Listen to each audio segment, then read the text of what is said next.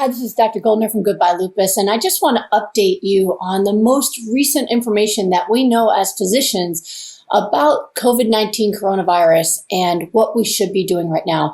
I know there's a lot of information coming up about there's certain cities that are already looking to open up again and businesses trying to reopen, and that can be really confusing right now, right? Because other people are saying, don't leave the house, we should have masks on all the time. So I have recently had an update from somebody very high up in the COVID response in a national healthcare system.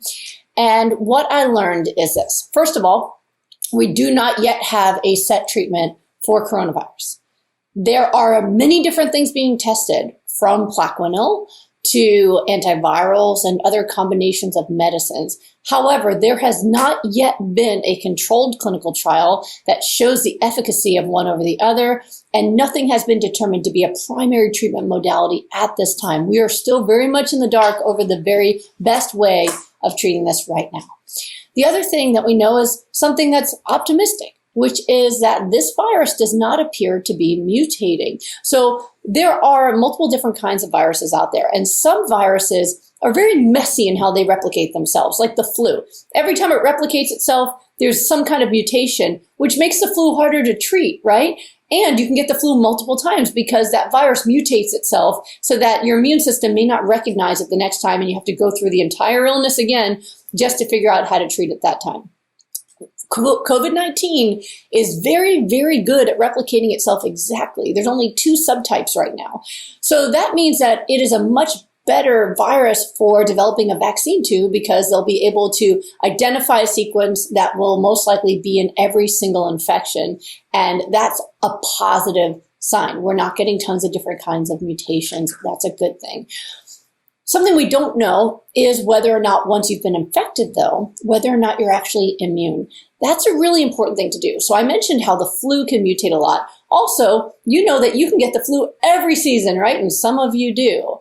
But chickenpox, for example, most people just get it one time because their immune system creates antibodies that that keeps them immune. We do not yet know if people who've been exposed to the virus are immune afterwards. That's one of the things scientists are looking into, because if we know people are immune, then perhaps the people who have been exposed can start going back to work while the rest of us keep quarantining until they find a good treatment.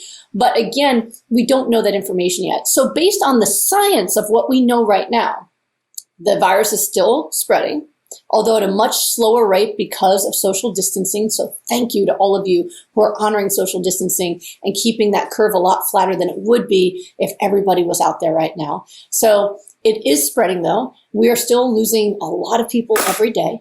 I know some people feel like if there's, millions of Americans, what's 2,000 people a day dying from an illness? But if you know somebody who's been sick the way I have, or you've lost somebody from this virus, you know how serious it is.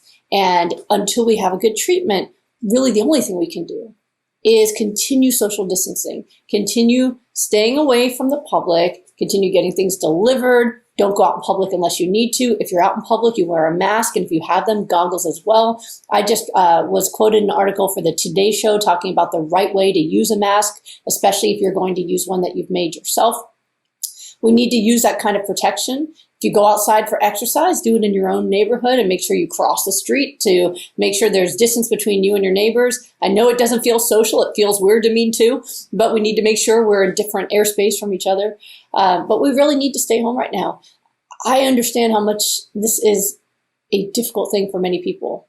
A lot of my patients are struggling financially because they can't go to work right now. And most of my patients also are severely sick, and anyone in their home going out and possibly bringing the illness home could be deadly for them. So they're literally looking at livelihood versus life. And anything we can do to keep hanging in there and to keep these numbers low. And by the way, this is not just for the people who are sick, but also the healthcare providers. Many healthcare providers have now gotten COVID-19, and some of them have died. Nurses, doctors. I have a friend right now that just updated Facebook that he's being tested for COVID for a second time. And he's begging people to stay home because the more people who are out and about, the more viral infections we get, the more overwhelmed the doctors and nurses are, the less respirators there are for people who need them. So according to all the science right now, and the top people in the medical world who are actually treating and finding solutions for this virus, all of them have told me that this is not the time to get back out into the world. We must continue to hunker down and to wait and let the scientists do their job. Listen, this is not the end of the world. This is not the end of days. And we're not trapped. We're not being locked in. I know it can feel that way, and a lot of people are getting very anxious and upset because they feel like they're being kept from their rights. This is a choice we're all making to protect each other, to be each other's brother and sister, and to look out for what's best for all of us, brothers and sisters, mothers and fathers, children, doing the best what's for all of us, so that we can move past this as quickly as possible and be able to go back to living our lives the way we used to, but minimizing the deaths and the suffering from this illness. I hope that helps. I will continue to update you all. I hope you're taking great care of yourself and your loved ones. Until next time, this is Dr. G.